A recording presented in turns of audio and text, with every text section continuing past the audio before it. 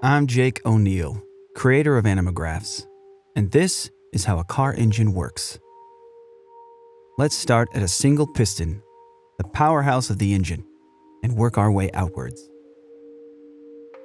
The four-stroke cycle. When a piston travels to the end of its range, whether up or down, that's a stroke. Car engines use a four-stroke cycle, and it goes like this. First, intake. The piston descends, sucking an air-fuel mixture into the cylinder through the intake port, with both intake valves open. Next, compression. With all valves closed, the piston comes back up, compressing the fuel and air mixture for more powerful combustion. Then, the power stroke. An electrical spark ignites the compressed fuel and air mixture, and the resulting combustion forces the piston to the bottom of the cylinder again. A connecting rod transfers this power to the crankshaft. Finally, exhaust. The piston comes back up, pushing the spent mixture out through open exhaust valves and the exhaust port, connecting multiple pistons.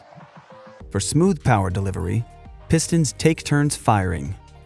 The firing order for this engine is 1, 3, 4, 2.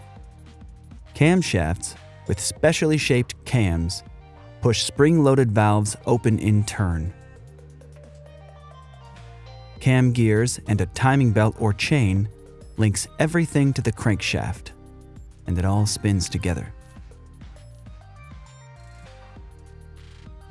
The crankshaft translates piston power out of the engine. It has counterweights to balance against the pistons for perfectly smooth revolutions. This is what RPM means. We're counting the number of full crankshaft revolutions per minute. The engine block holds the crankshaft and cylinders, and the cylinder head holds valves, ports, cams, etc. A geared flywheel sits at one side of the crankshaft for connection to a transmission. It's also where the starter connects to the system. This engine has 4 cylinders arranged in a single row, but there are many other possible configurations, like 6 cylinders with 3 on each side, angled in a V shape, or 8. Despite different design goals, the basic engine parts are all there. Now let's look at other systems that support this combustion process. Air intake. Air comes in through the air filter and then into the intake manifold, where it mixes with fuel before being sucked into individual cylinders through intake ports.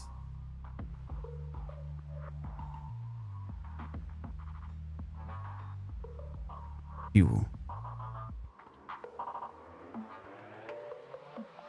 The fuel pump carries gas from the tank through a fuel filter to the engine, where fuel injectors emit a precisely timed spray of gas into the intake port.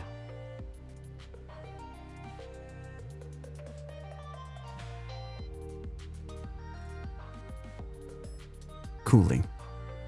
Engines get very hot during operation and require a cooling system. Coolant channels around the cylinders and through the cylinder heads carry a special liquid called antifreeze to keep temperatures within safe operating range. It's called antifreeze because it won't freeze in icy weather. After cooling hot engine parts, coolant circulates through the radiator. The radiator has a network of small tubes and fins. Coolant passes through these channels while air, pulled in by the radiator fan, blows by the tubes, cooling the hot liquid for recirculation.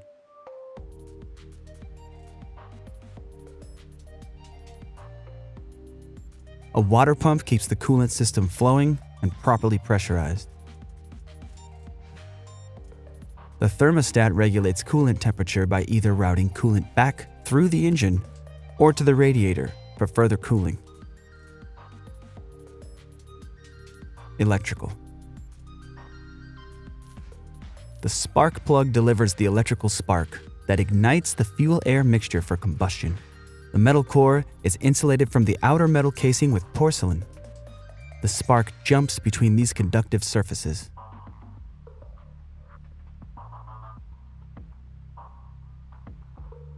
The coil pack delivers electrical current to the spark plugs as directed by the ECM, or Engine Control Module. The ECM is a computer that directs many core engine functions like spark timing, valve open and close timing, air-to-fuel ratio, etc.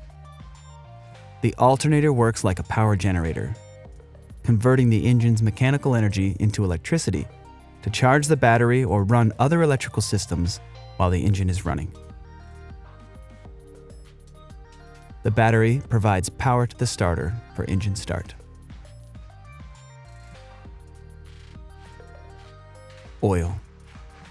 Motor oil is used to lubricate, clean, prevent corrosion, improve sealing, and cool the engine by carrying heat away from moving parts.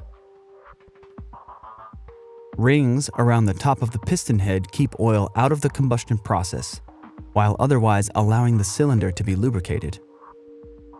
Oil galleries are channels through the engine block and cylinder head that carry oil to various engine parts. Oil flows through the engine and back to the oil pan for recirculation. Oil rests in the oil pan when not in circulation. The oil pump keeps oil properly pressurized and flowing. And the oil filter keeps oil clean from contaminants.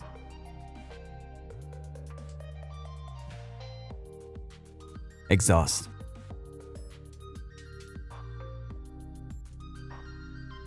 The exhaust manifold collects gases from multiple cylinders into one pipe. Exhaust flows through the catalytic converter, which captures toxic chemicals in engine exhaust, and then out through a muffler that reduces exhaust noise. And finally, here's the full functioning engine with all the basic systems we've discussed.